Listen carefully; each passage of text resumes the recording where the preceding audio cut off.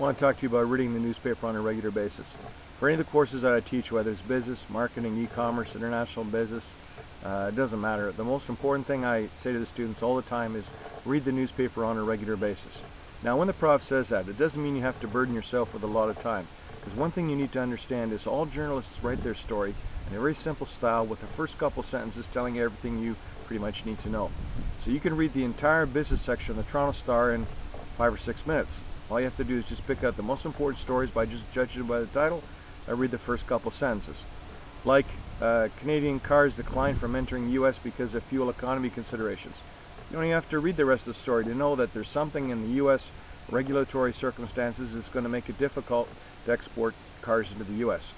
This is really important to help you out for a number of things. One, almost all the times when I ask questions on a test, whether it be at the college level or the university level, I always say, what is such and such, and give an example. Because the ability to give an example to some of the things you're being taught, either in a theoretical context or practical context, is very important in order to develop real, true, pure understanding. The second thing is to help you out in your personal lives.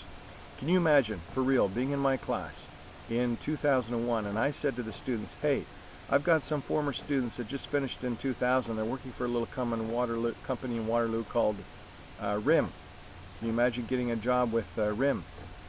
Blackberries, 2001. By the time 2003, 2004 rolls around, you've got yourself stock options and you're making a big stack of dead presidents. Now that's a real life example. But these types of things don't happen in textbooks. Sometimes the prof can't tell you exactly what are the new up-and-coming companies because they're too busy marking midterms and other things like that, planning upcoming lectures to be able to read the newspapers thoroughly as you should. You also need to know which companies are important.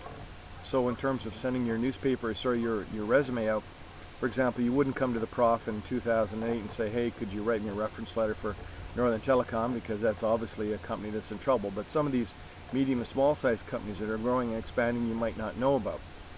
So you have to thoroughly read the newspapers in order to be able to find the little stories that tell you about these type of things, so that when you graduate, you have some idea of who to hit on, both in terms of specific companies and also industry sectors, to know whether or not the automotive industry for the last couple of years has been going downhill and maybe you should back off the targeting General Motors or Ford.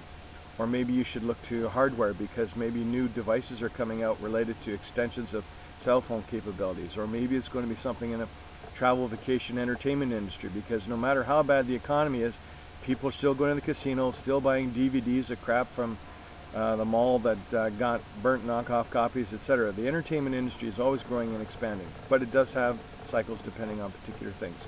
So all these reasons you need to read the newspaper on a regular basis. And in most places, in colleges and universities, they give a big pile out for free, and if you're there early enough in the morning, you could get some. It doesn't cost you a single thing. Failing that, you could always go to the websites of all the major newspapers, and they all have sections there where they keep the stories. Most of the authors and the journalists in each newspaper, Globe and Mail, Toronto Star, have their own little subsection on the website. So if you hadn't read the newspaper for 3 or 4 days, you could go there on Thursday and read the past, couple stories and catch up. This is something I strongly recommend.